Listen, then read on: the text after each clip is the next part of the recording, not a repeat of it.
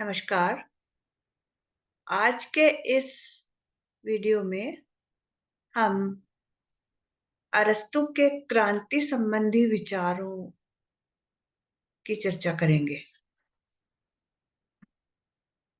आप लोगों को इस बात का तो पता होगा ही कि अरस्तू जो है वो प्लेटो के शिष्य थे और उनका जो काल था वो 384 ईसा पूर्व से 322 ईसा पूर्व का। जिस तरह प्लेटो सुकरात के शिष्य थे उसी तरह अरस्तु प्लेटो के शिष्य थे। और अरस्तु के जो विचार हैं वो प्लेटो के अपेक्षा बहुत यथार्थवादी है और इसीलिए उनको राजनीति विज्ञान का जनक भी कहा जाता है या राजनीति विज्ञान का पिता के नाम से जाना जाता है। आ, उनके विचारों में सबसे महत्वपूर्ण जो विचार है वो उनके क्रांति संबंधी विचार है। उन्होंने क्रांतियों पर विचार करते समय बिल्कुल वैज्ञानिक पद्धति से उस समय के 158 नगर राज्यों के संविधानों का अध्ययन किया और उसके बाद अपने क्रांति संबंधी विचार व्यक्त किए। अरस्तु के जो क्रांति संबंधी विचार हैं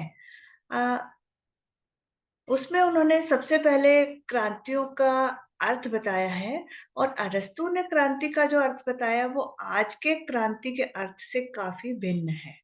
आज हम क्रांति की बात तब करते हैं जब कोई आमूलचूल परिवर्तन हो जाए, या विचारधारा का कोई परिवर्तन हो जाए या रक्तपात के बाद कुछ ऐसा परिवर्तन हो जाए तो हम उसको क्रांति की संज्ञा देते हैं। लेकिन अरस्तु के अनुसार संविधान में छोटा सा परिवर्तन भी क्रांति है। तो अगर अरस्तु के परिभाषा के अनुसार हम अगर मान लें क्रांति को, तो भारत के संविधान में 100 से अधिक संशोधन हो चुके हैं। तो एक छोटा संशोधन भी अगर संविधान में हो रहा है तो अरस्तु कहेगा कि ये तो क्रांति हो गई। तो संविधान में छोटा सा परिवर्तन भी उनके अनुसार क्रांति है। अब क्रांति का अर्थ बताने के बाद उनका कहना है कि क्रांति के उद्देश्य क्या है। तो उसमें क्रांति क्यों की जाती है, तो उसमें सबसे पहला है प्रचलित संविधान को समाप्त कर किसी नवीन संविधान की स्थापना करना पहला उद्देश्य होता है कि जो संविधान चल रहा है उससे हम संतुष्ट नहीं है तो उसको बदलकर एक नवीन संविधान बना दिया जाए। ये पहला उद्देश्य है। दूसरा है कई बार शासक वर्ग के जो व्यक्ति हैं उनसे संतुष्ट नहीं होते तो उन व्यक्तियों को बदल देना वो भी क्रांति है। तो जैसे अगर आज के अर्थ में देखा जाए तो भारत में अगर आम चुनाव के बाद सत्ता परिवर्तन हो जाता है तो अरस्तु के अनुसार वो भी क्रांति होगा। हाँ, फिर संविधान के रूप में कोई गुणात्मक परिवर्तन कर दिया जाए तो क्रांति का एक उद्देश्य ये भी है कि संविधान का जो स्वरूप है उसमें कुछ गुणात्मक परिवर्तन किया जाए।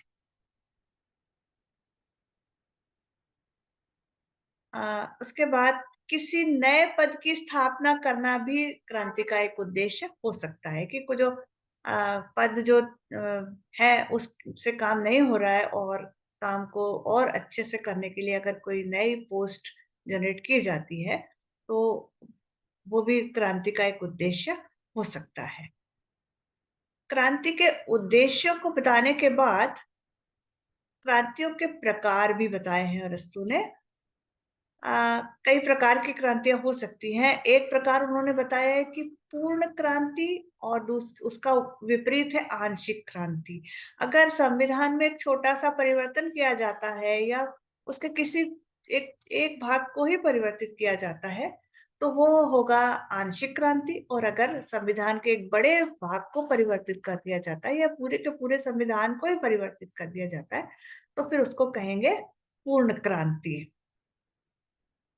दूसरा प्रकार उन्होंने बताया है रक्तपूर्ण या रक्तहीन क्रांति कि अगर किसी परिवर्तन में बहुत खून खराबा बहुत ज्यादा हो जाता है और तब परिवर्तन होता है, जैसे रूस में क्रांति हुई थी या फ्रांस की क्रांति हुई थी। तो बहुत ज्यादा रक्तपात जिसमें होता है उसके बाद परिवर्तन होता है, तो वो रक्तपूर्ण क्रांति कहलाती है। और जिस तरह से इंग्लैंड में 1688 में क्रांति हुई थी कि बिना रक्त की एक भी बूंद बहाए सम्राट ने सारे अधिकार दे दिए, और बहुत बड़ा परिवर्तन हो गया कि सम्राट की जो स्थिति थी वो उसमें बहुत ज्यादा परिवर्तन हो गया, और संसदीय व्यवस्था की शुरुआत हो गई। तो इस तरह का अगर परिवर्तन होता है तो वो रक्तहीन क्रांति कहलाती है। या जैसे आम चुनावों के बाद सत्ता परिवर्तन हो जाता है शांतिपूर्वक, तो अरस्तू के अनुसार वो रक्तहीन क्रांति कहलाएगा। फिर है व्यक्तिगत क्या अव्यक्तिगत क्रांति। तो जैसे अगर किसी व्यक्ति विशेष को परिवर्तित करने के लिए क्रांति हो जाती है, क्रांति के बाद किसी व्यक्ति विशेष को ही बदला जाता है, तो वो व्यक्तिगत क्रांति कहलाएगी। और अगर कोई सी संस्था को परिवर्तित करने के लिए क्रांति होती है या संविधान को परिवर्तित करने के लिए क्रांति होती है, तो उसको कहते हैं अव्यक्तिगत क्रांति। फिर है एक प्रकार क्रांति का कि किसी वर्ग विशेष के विरुद्ध भी क्रांति हो सकती है। जैसे कि जो कुलीन तंत्र है, कुलीन तंत्र में उस वर्ग का, किसी एक वर्ग विशेष का शासन है, कुलीन वर्ग का शासन है, तो उसको हटा करके और प्रजातंत्र की स्थापना कर दी जाए, तो ये वर्ग विशेष के विरुद्ध क्रांति कहलाएगा। फिर एक प्रकार है जनोत्तेजनात्मक क्रांति, या इसको कहते हैं वाग्वीरों की क्रांति या जननायकीय क्रांति। इसका मतलब ये है कि कोई नेता जो कि चमत्कारिक व्यक्तित्व रखता है और उत्तेजनात्मक भाषण दे देता है, लोगों को प्रभावित करता है, जैसा कि हिटलर करते थे, तो उसके द्वारा जो परिवर्तन होता है सत्ता में, उसको कहते हैं जनोत्तेजनात्मक क्रांति, डेमोक्रेटिक रिवॉल्यूशन, या उसको कहते हैं जननायकीय क्रांति या वाग्वीरों की क्रांति। अब अरस्तु ने क्रांति का अर्थ और प्रकार बताए हैं, उसके उद्देश्य भी बताए हैं, साथ ही साथ उन्होंने ये भी बताया है कि क्रांतियां होती क्यों हैं, क्रांति होने के कारण क्या है। तो इन कारणों को उन्होंने तीन भागों में बांटा है, बल्कि मेजर दो भाग हैं। एक तो ये है कि क्रांतियों के जो सामान्य कारण क्या है, और नहीं, एक तो वो है कि सभी क्रांतियों के लिए कॉमन कारण क्या क्या है। तो उसको उन्होंने दो भागों में बांटा है, सामान्य कारण और विशिष्ट कारण। और उसके बाद उन्होंने विभिन्न शासन प्रणालियों में क्रांति के अलग अलग कारणों की बात भी की है। काफी विशद व्याख्या उन्होंने क्रांतियों के विषय में की है। तो जो सामान्य कारण है, मतलब ऐसे कारण जो कि सभी क्रांतियों पर लागू होते, सभी प्रकार की क्रांतियों पर लागू होते हैं, उसमें दो प्रकार के कारण हैं, एक है सामान्य और दूसरा विशिष्ट है। तो जो सामान्य कारण है उनकी बात पहले हम करें। अ, समानता की आकांक्षा सबसे पहला कारण। किस कुछ लोग देखो, हर एक का दृष्टिकोण अलग अलग होता है।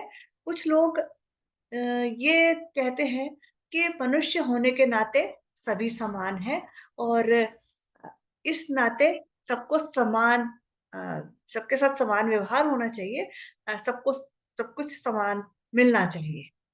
दूसरी तरफ कुछ लोग ऐसे होते हैं जो साधारण लोगों से कुछ अधिक बुद्धिमान होते हैं, अधिक प्रतिभा संपन्न होते हैं, और वो ये चाहते हैं, उनके मन में कुछ उच्चता की भावना भी होती है, और वो ये चाहते हैं कि क्योंकि हम दूसरों से श्रेष्ठ है इसलिए हमको कुछ अधिक मिलना चाहिए। तो ये समानता और असमानता की जो भावना है, ये दोनों ही क्रांति का कारण बनती है। यानी जिनके मन समानता की भावना से प्रेरित होते हैं, उनको उतना समान नहीं मिल पाता, क्योंकि कुछ लोग ज्यादा बुद्धिमान है, वो ज्यादा ले जाते हैं, तो उनके मन में क्रांति की भावना जागृत होती है कि भाई हमको जो हमारा हक था वो नहीं मिला और दूसरों को ज्यादा मिल गया। और जिनके मन असमानता से प्रेरित होते हैं, उनको ये लगता है कि हमको जितना मिलना चाहिए उतना नहीं मिला, हमको कुछ और मिलना चाहिए था, कुछ और अधिक मिलना चाहिए था। तो उन वो इस वजह से क्रांति का कारण बनते हैं। इसी के साथ एक और जुड़ी हुई बात है, और वो है अन्याय का विरोध। आ, अब मैंने जैसे आप लोगों को बताया कि कुछ लोगों के मन समानता से प्रेरित होते हैं, उनको ये लगता है कि सबके साथ समान व्यवहार होना चाहिए, और नहीं होता तो इसलिए उनके उनको उनकी जो एक्सपेक्टेशन है वो आ, पूरी नहीं हो पाती। और जो लोग ये चाहते हैं कि हमको कुछ ज्यादा चाहिए, तो जितना थोड़ा भी ज्यादा अगर उनको मिलता है तो उनको लगता है कि नहीं ये कम है, इससे हमको और अधिक मिलना चाहिए। और दोनों को ही तब ऐसा लगता है कि उनके साथ अन्याय हो रहा है। तो उस अन्याय का के विरुद्ध भी फिर वो क्रांति की ओर अग्रसर हो जाते हैं। अब ये तो थे सामान्य कारण, ये तो सभी प्रकार की क्रांतियों में लागू हो सकते हैं, और ये मानव मस्तिष्क की जो मूल प्रवृत्ति है उसको लेकर के उन्होंने ये बताया है कि मनुष्य के मन में ये क्रांति के कारण विद्यमान होते हैं। अब क्रांतियों के विशिष्ट कारण है, और ये भी सभी प्रकार की क्रांतियों पर लागू होते हैं। उसमें सबसे पहला है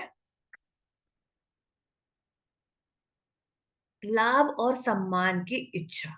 हर व्यक्ति को ज्यादा से ज्यादा करना उसकी इच्छा होती है कि उसको ज्यादा से ज्यादा लाभ प्राप्त हो, और लेकिन नहीं हो पाता, ज्यादा से ज्यादा सम्मान प्राप्त हो वो नहीं प्राप्त हो पाता, तो फिर वो क्रांति करने की इच्छा रखता है और मौका मिलने पर क्रांति कर देता है। तो ऐसा ऐसा एक व्यक्ति नहीं करता, एक व्यक्ति अगर बहुत ज्यादा प्रभावशाली है तो वो भी कर सकता है, लेकिन कुछ लोगों अपने ही जैसे लोगों को एकत्रित करके फिर वो क्रांति को जन्म देता है। आ, दूसरा है धृष्टता, यानी कि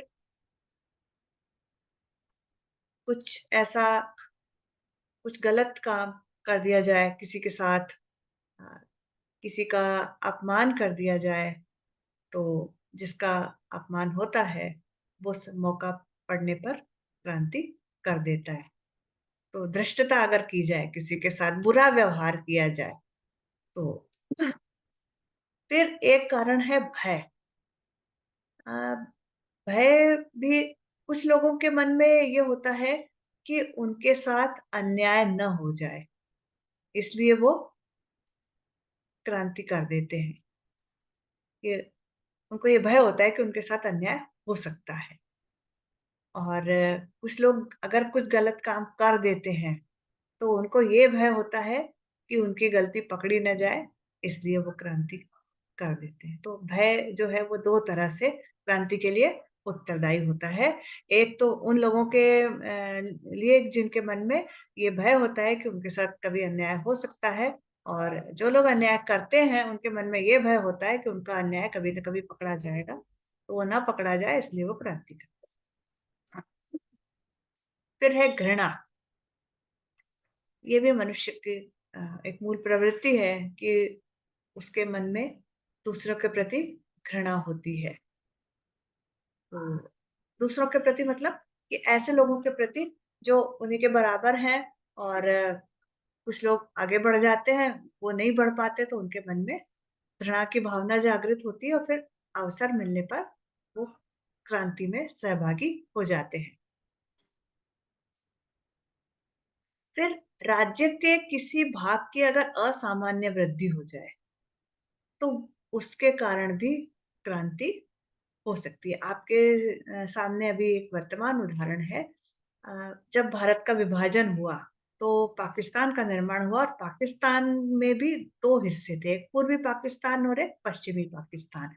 तो पश्चिमी पाकिस्तान की ज्यादा प्रगति हुई, पूर्वी पाकिस्तान के साधनों का भी उपयोग पश्चिमी पाकिस्तान में किया गया, और उसका परिणाम ये हुआ कि 20 वर्षों के बाद पूर्वी पाकिस्तान में विद्रोह हुआ और वो पश्चिमी पाकिस्तान से अलग हो गया। तो किसी भी एक भाग की असामान्य वृद्धि भी क्रांति का कारण बनती है। अगर सभी की संतुलित वृद्धि होती रहे तो क्रांति न हो, लेकिन किसी एक भाग की तो बहुत ज्यादा प्रगति हो रही है और दूसरा भाग पिछड़ा हो रहा है, उसकी तुलना में बहुत ज्यादा पीछे रह जाता है, फिर जो पीछे रह जाता है वो क्रांति का कारण बन जाता है। नागरिकों को उच्च पद देने में अ, असावधानी अगर कर दी जाए तो उससे भी क्रांति हो सकती है। कि जैसे जो योग्य था उसको उसकी योग्यता के अनुसार पद नहीं मिला, किसी अयोग्य को उच्च पद मिल गया, योग्य व्यक्ति पीछे रह गया। तो इस या जो जिस काम करने के लायक था उसको वैसा काम नहीं दिया गया, तो ऐसी जो असावधानी है वो भी क्रांति का कारण बन जाती है। फिर विदेशियों को आने की अगर खुली छूट दी जाए तो उसमें कुछ ऐसे लोग भी आ जाते हैं जो कि हमारे देश की एकता को नष्ट करने के लिए ही आए होते हैं, और इसलिए फिर वो क्रांति को जन्म देने का कारण बन जाते हैं। फिर अगर एक देश में विभिन्न प्रजातियों के लोग रह रहे हैं तो उनके मन में आपस में प्रतिस्पर्धा होती है, प्रतिद्वंदिता होती है, और फिर वो प्रतिद्वंदिता भी क्रांति का कारण बन जाती है। फिर निर्वाचन संबंधी स्वार्थों के कारण भी क्रांति होती है। निर्वाचन के समय वो जो भी सत्तारूढ़ दल है वो ये चाहता है कि वो सत्ता में बना रहे, और जो विपक्षी है वो भी चाहता है कि वो सत्ता में आ जाए, और उनके जो निर्वाचन संबंधी स्वार्थ हैं वो भी क्रांति का कारण बन जाते हैं। फिर पारिवारिक स्वार्थ भी, खास करके राजतंत्र में और कुलीन तंत्र में, आ, वर्ग तंत्र कुलीन तंत्र जब वर्ग तंत्र बन जाता है तो उस समय जो पारिवारिक स्वार्थ है उसके कारण भी क्रांति हो सकती है। फिर प्रणय संबंधों से भी क्रांति हो सकती है। कुछ अरस्तु के समय में राजतंत्र भी था, और उस समय प्रणय संबंध भी क्रांति का कारण बनते थे। फिर एक बहुत महत्वपूर्ण कारण अरस्तु ने बताया है कि मध्यम वर्ग का अभाव। कि जैसे मध्यम वर्ग जो होता है ना वो संतुलन का काम करता है। अ, अगर मध्यम वर्ग बहुत कमजोर है, बहुत छोटा है, तो या तो अमीर और गरीब के बीच की जो खाई है वो और बढ़ती जाएगी, और वो दोनों ही वर्ग एक दूसरे से घृणा करते हैं, और उन दोनों के बीच में संतुलन स्थापित करने का काम मध्यम वर्ग करता है। और अगर मध्यम वर्ग नहीं है या बहुत ही अशक्त है तो फिर क्रांतियां जल्दी जल्दी हो जाती है। फिर शक्ति का अविवेक पूर्ण प्रयोग, जिसके पास शक्ति है और उसने अगर सोच समझकर उसका प्रयोग नहीं किया तो वो भी क्रांति का कारण बन जाता है। फिर कभी कभी ऐसा होता है कि छोटे परिवर्तन की उपेक्षा करने से भी क्रांति हो जाती है, और कभी कभी छोटे परिवर्तन न करने से भी क्रांति हो जाती है। कभी कभी छोटे परिवर्तन कर देने से भी क्रांति हो जाती है। मतलब उपेक्षा और न करना एक ही बात है, लेकिन अगर दोनों बातें हैं कि छोटा परिवर्तन कर देने से भी क्रांति हो सकती है और छोटा परिवर्तन न करने से भी क्रांति हो सकती है। 1857 में जो क्रांति हुई थी हमारे यहाँ, उसका तत्कालीन कारण यही था कि वो चर्बी वाले कारतूस को लेकर के विद्रोह हुआ। असल में तो क्रांति की तैयारी पहले से हो रही थी, लेकिन एक छोटा सा परिवर्तन जो था उसने क्रांति को समय से पहले ही करने की प्रेरणा दी। तो कभी कभी छोटा सा परिवर्तन कर देने से क्रांति हो जाती है, और कभी कभी छोटा सा परिवर्तन न करने से भी क्रांति हो जाती है। अगर उस समय ये चर्बी वाले कारतूस को बदल दिया जाता तो शायद इतिहास कुछ और होता।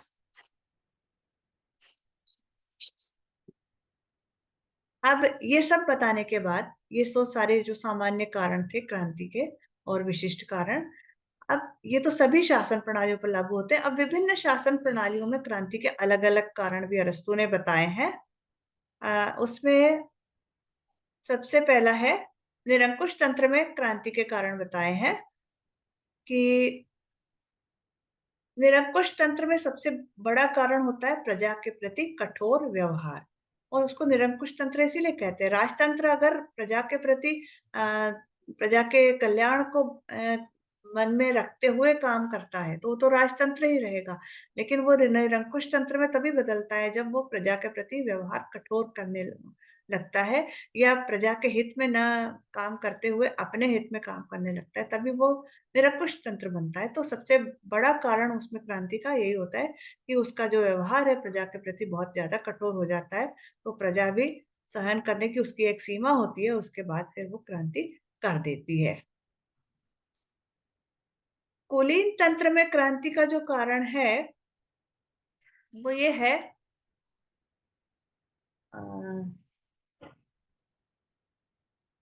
शासक वर्ग जो है वो और बहुत बहुत छोटे वर्ग तक सीमित हो जाए, और फिर जो धनिक वर्ग है उसमें असंतोष पैदा हो जाए।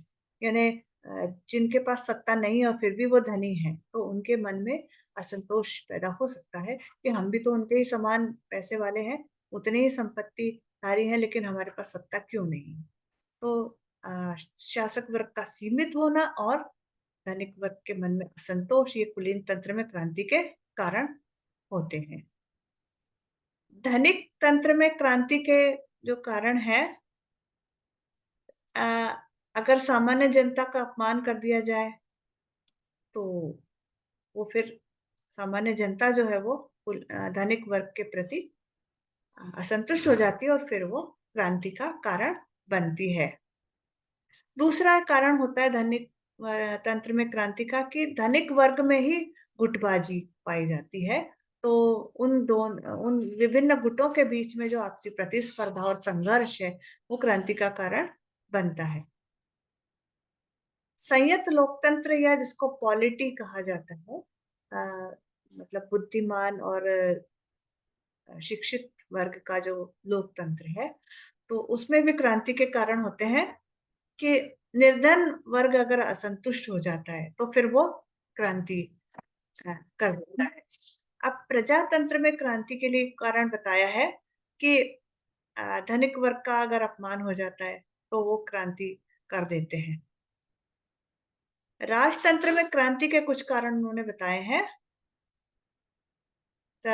अगर अयोग्य व्यक्ति का शासन हो और किसी योग्य व्यक्ति का अपमान, चाणक्य का उदाहरण है आपके सामने कि चाणक्य बहुत योग्य व्यक्ति थे और मगध सम्राट ने जब उनका अपमान किया तो उन्होंने उसके बाद में उनके शासन को ही उलट दिया।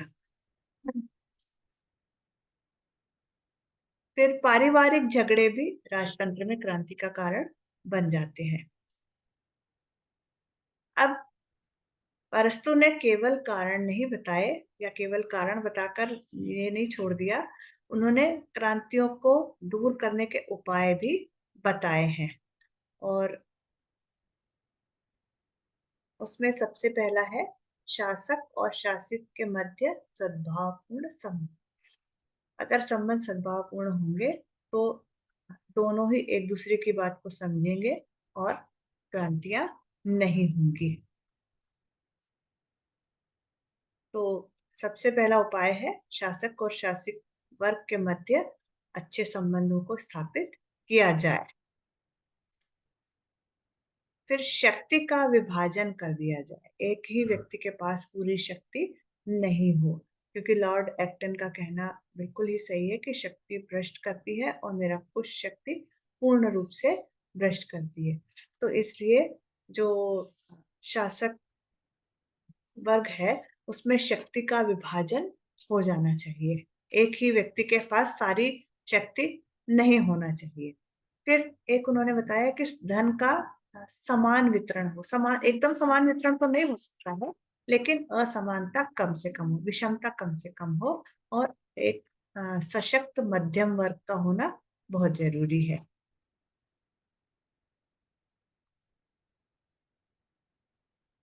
फिर अगर कानून को सर्वोच्च माना जाए तो क्रांतियों से बचा जा सकता है। अगर किसी व्यक्ति विशेष के शासन को आप महत्व देंगे, कानून को महत्व नहीं देंगे, तो फिर क्रांतियां हो सकती हैं। लेकिन अगर कानून के अनुसार शासन चल रहा है तो क्रांति से बचा जा सकता है। फिर शिक्षित होना चाहिए शासक वर्ग को। फिर धन का जो आय व्यय है उसकी परीक्षा होनी चाहिए, उसका परीक्षण होना चाहिए कि कितनी आय हुई है और कितना व्यय हुआ है और कहाँ कहाँ व्यय हुआ है। उसकी उसका परीक्षण हो जाना चाहिए, लेखा परीक्षण को कहा जाता है। फिर महत्वपूर्ण पदों पर विदेशियों की नियुक्ति नहीं होनी चाहिए। फिर कुछ मनोवैज्ञानिक उपायों से भी क्रांति से बचा जा सकता है। जैसे कि होता है कि जनता का ध्यान बटा दिया जाए। अगर ऐसा लगता है शासक वर्ग को कि जनता के मन में असंतोष बढ़ रहा है, तो उनका ध्यान किसी दूसरे संकट की ओर डाइवर्ट किया जा सकता है। और जैसे उन्होंने कहा था कि दूर के संकट को बना दिया जाए, मतलब अगर संकट नहीं भी है तो कुछ ऐसा पैदा कर दिया जाए कि हाँ, आप संकट में हैं और उसमें आपकी रक्षा हम ही कर सकते हैं। इस तरह के मनोवैज्ञानिक उपायों से भी क्रांति से बचा जा सकता है। आ, फिर एक और उपाय है संविधान में आस्था। अगर जो संविधान चल रहा है उसके प्रति आस्था होगी तो भी क्रांति से बचा जा सकता है। तो इस प्रकार अरस्तु ने क्रांतियों के संबंध में विशेष व्याख्या प्रस्तुत की है। क्रांतियों के अर्थ और उद्देश्य और प्रकार बताने के बाद उसके कारण और उसके निदान के उपाय भी उन्होंने बताए हैं। और मैं आशा करती हूँ कि आप लोगों को यह समझ में आ गया होगा। अपने इस वीडियो के बाद और किसी विचारक के विचारों के साथ हम अगले वीडियो में फिर आपसे मिलेंगे। धन्यवाद।